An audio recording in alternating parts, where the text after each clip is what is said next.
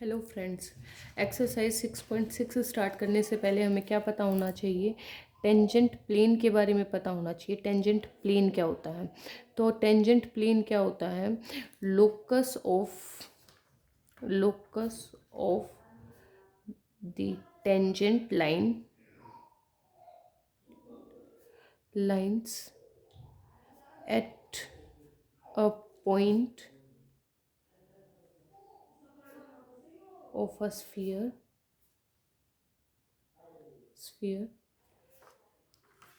is a tangent plane।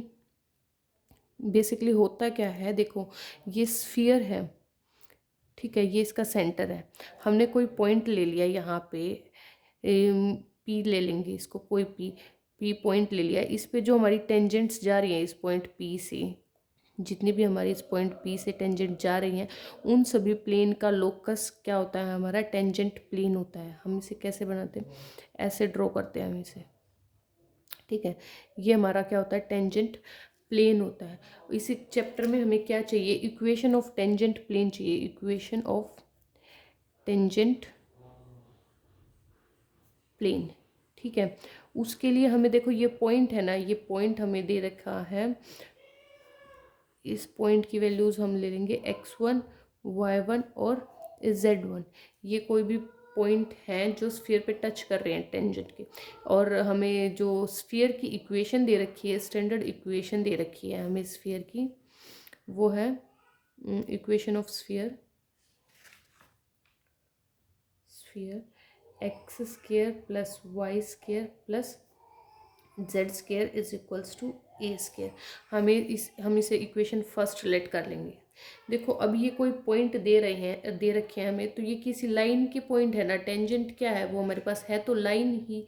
तो यहाँ से हमारी लाइन की इक्वेशन क्या हो जाएगी? Equation of line through the point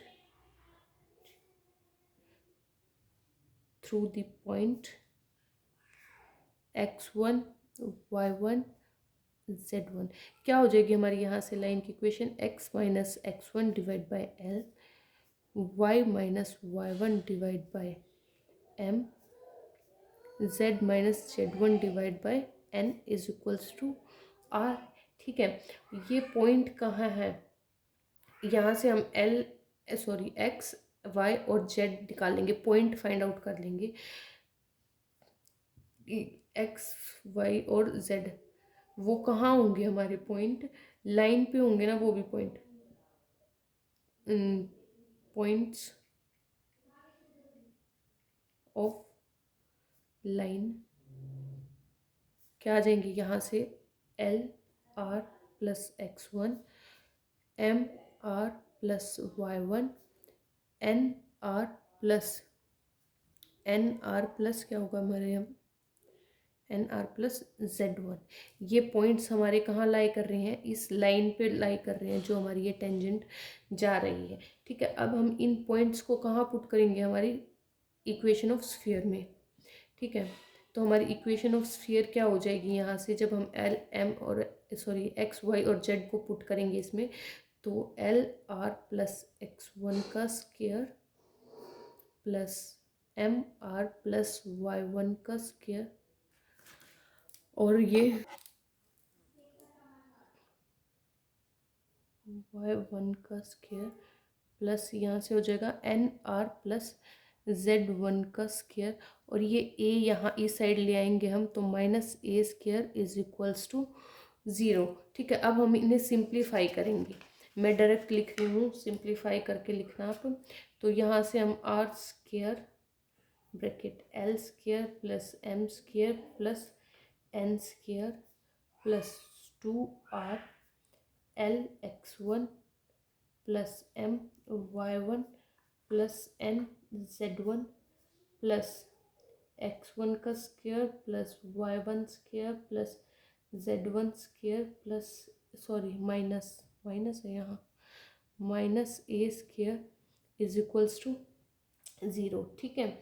अब देखो, हमारे जो पॉइंट्स x y और x1 z1 x1 y1 z1 है, ये कहाँ लाई कर रहे हैं, स्फीयर फर्स्ट पे लाई कर रहे हैं ना, तो point x1 y1 z1 lies on sphere first. ये वाला जो था ये हमारा क्या है, स्फीयर फर्स्ट।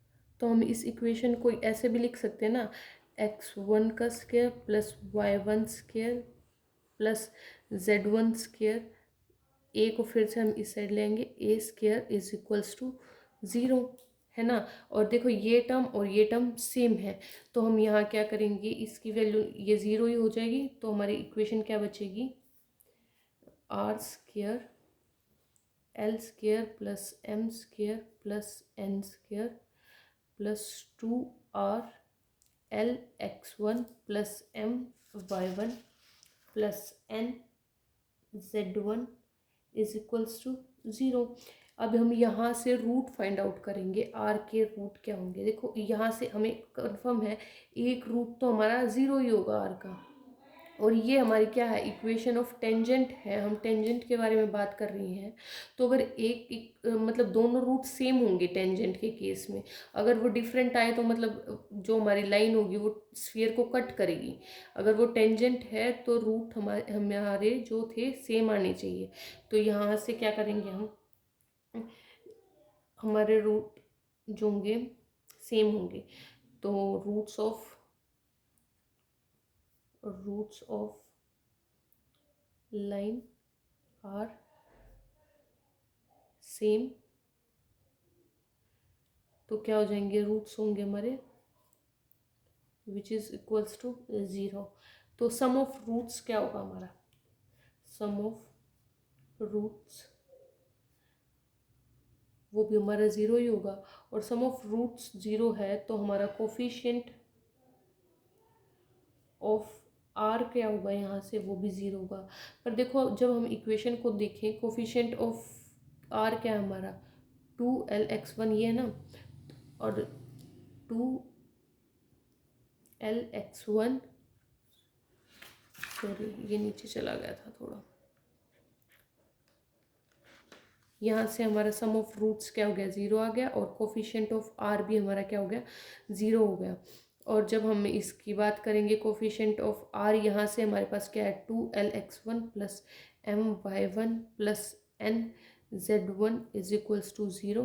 तो ये 2 भी इधर आके क्या हो जाएगा, 0 हो जाएगा। तो l(x1) plus my1 plus nz1 is equals to 0। अब हम क्या करेंगे, यहाँ से क्या एलिमिनेट कर देंगे इनको, एल एम और एन की वैल्यू को, ठीक है, एलिमिनेटिंग, सॉरी ये हम क्या करेंगे, हाँ एलिमिनेट करेंगे हम इनकी वैल्यूज को, eliminate the value, sorry eliminate the L M N, ठीक है। इनको जब हम एलिमिनेट करेंगे तो वी गेट, क्या करेंगे हम, यहाँ पे जो हमारी इक्वेशन थी लाइन की, यहाँ से हम एल एम और एन की वैल्यू फाइंड आउट करके यहाँ पुट करेंगे, तो ये इक्वेशन किस में चेंज होगी, तो हमारी आर की वैल्यू क्या आएगी, वहाँ से लाइन की इक्वेशन से आर की वैल्यू हो जाएगी हमारी, सॉरी एल की वैल्यू होगी हमारी x minus x1 divide by R into x1 plus y minus y1 divide by R into y1 plus z minus z1 divide by R into z1 is equals to 0। अब हम इससे simplify करेंगे तो हमारी ये r की terms तो सारी 0 हो जाएंगी, उधर जाके हमारे पास क्या आएगा, x(x1) minus x1 square plus y(y1) minus y1 square plus z(z1) minus z1 का स्क्वायर इज इक्वल्स टू